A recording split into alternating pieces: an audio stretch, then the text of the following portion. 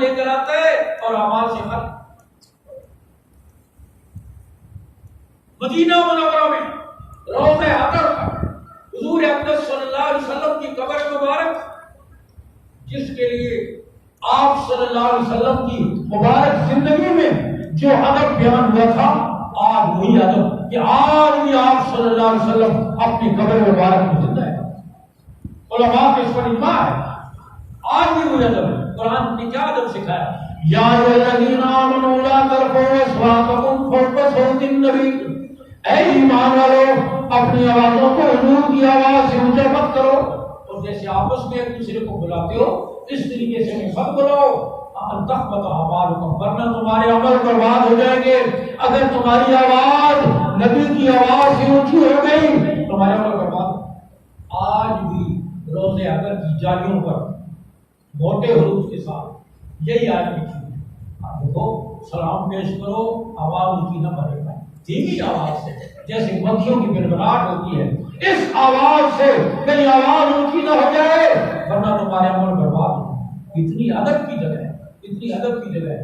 اور ذرا سی میں بھی کچھ لوگ آئے مکہ مکرمہ میں حضور اقدس صلی اللہ علیہ وسلم کے حجرہ مبارک پر آپ کے حجرہ مبارک کے باہر کھڑے ہو کر آپ کو نام لے کر پکارنا شروع کر دیا یا محمد اخرج الینا، اے محمد باہر تشریف لائے ہمیں آپ سے کام نام لے کر.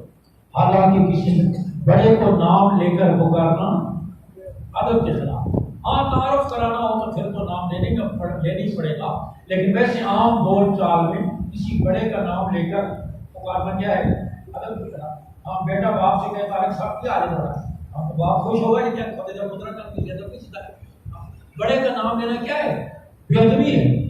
انہوں نے نام لے کر حالانکہ قرآن کے ورقوں پر میرے رب نے آپ کو نام لے کر نہیں پکارا.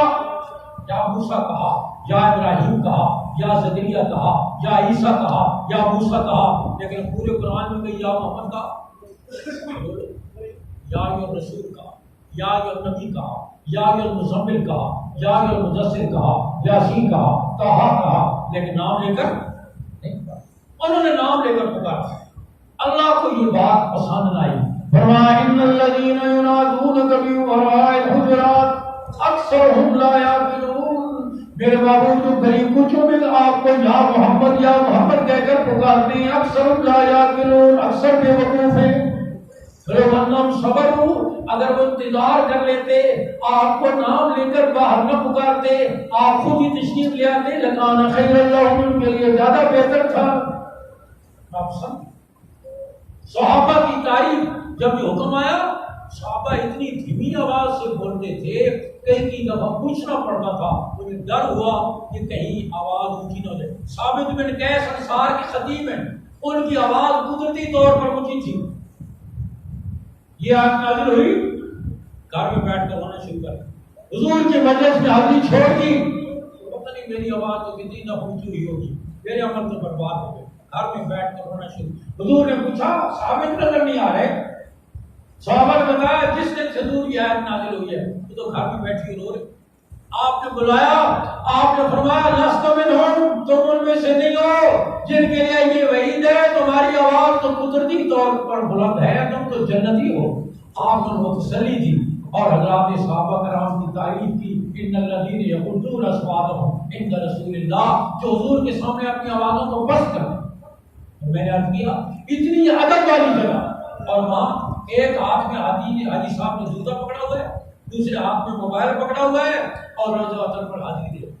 آپ اتنی ادب کی جگہ اتنی ادب کی جگہ وہاں یہ بیان بھی کہ ہاتھ میں جوتا پکڑا ہوا ہے. ایک سے میں نے کہا ظالم تو نے جوتے کی قیمت کو سمجھا اس جگہ کی قیمت کو نہیں سمجھا. تو کہاں کھڑا ہوا ہے روزہ پر بھی کھڑا ہوا ہے ہاتھ میں جوتا بھی اوپر کیا ہوا ہے ایک ہاتھ میں موبائل پکڑا ہوا ہے.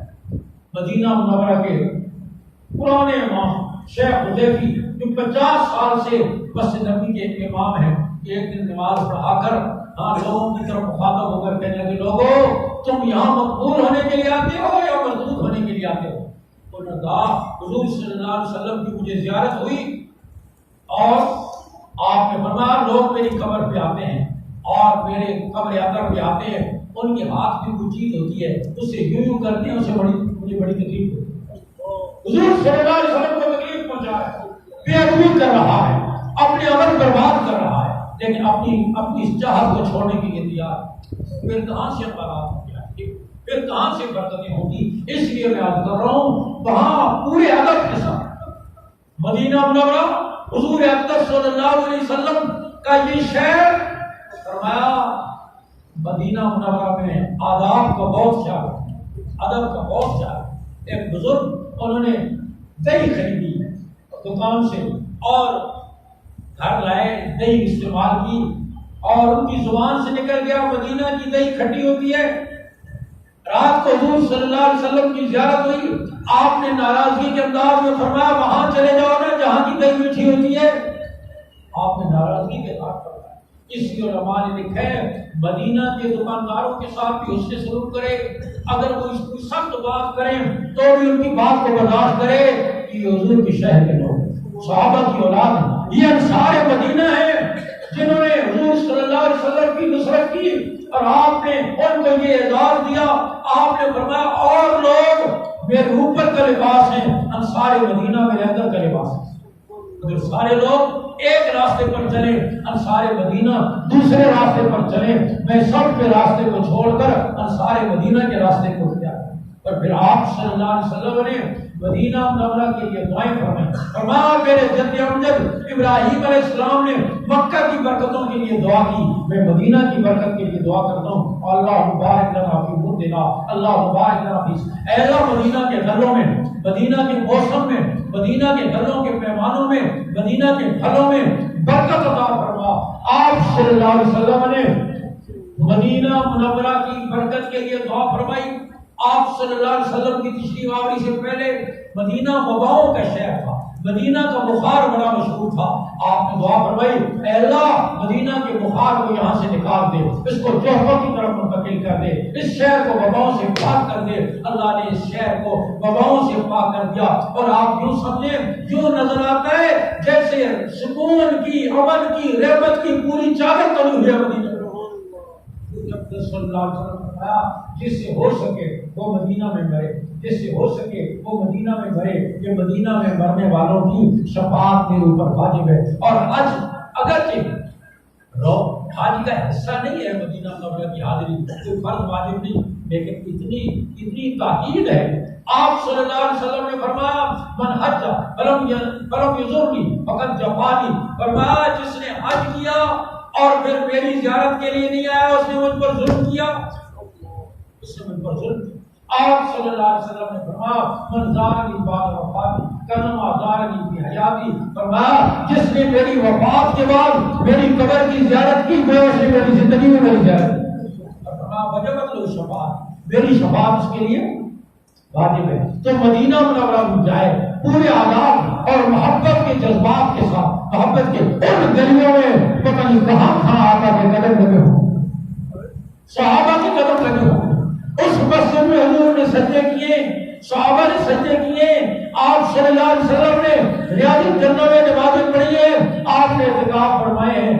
آپ صلی اللہ علیہ وسلم کے اس شہر میں, ان گلیوں میں امام مالک رحمہ اللہ مدینہ منورہ میں درس دیتے تھے اور قضائے حاجت کے لیے مدینہ منورہ سے باہر تشریف لے جاتے اور پھر دوڑ کر واپس آتے. کسی نے پوچھا باہر کیوں جاتے ہیں؟ کہا میں یہاں مدینہ منورہ میں قضائے حاجت کے لیے اس زمین کو استعمال کرنا ادب کے خلاف سمجھتا ہوں. اگر یہ ناجائز نہیں ہے لیکن ان کا ذوق تھا ادب کے خلاف, اور واپس دوڑ کے سیاحوں میں مدینہ سے باہر میرا انتقال ہوا.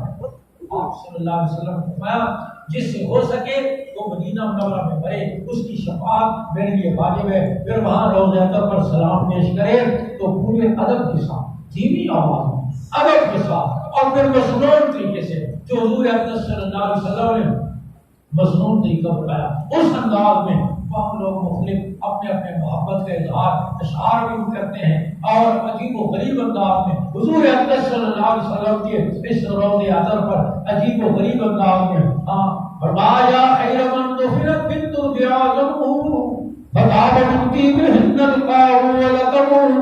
اے وہ ذات جن کی جو اس قبر میں دفن ہے، جن کی خوشبو سے سارے ٹیلے بہہ اٹھے، نفس الفداء قبر انت صاحب ہو فی العفاف والجود والکرم، میری جان قربان ہو جائے اس قبر پر جس میں آپ آرام فرما رہے ہیں، اس میں عفت بھی ہے، اس میں سکون بھی ہے، اس میں سخاوت بھی ہے، اس میں سب کچھ ہے۔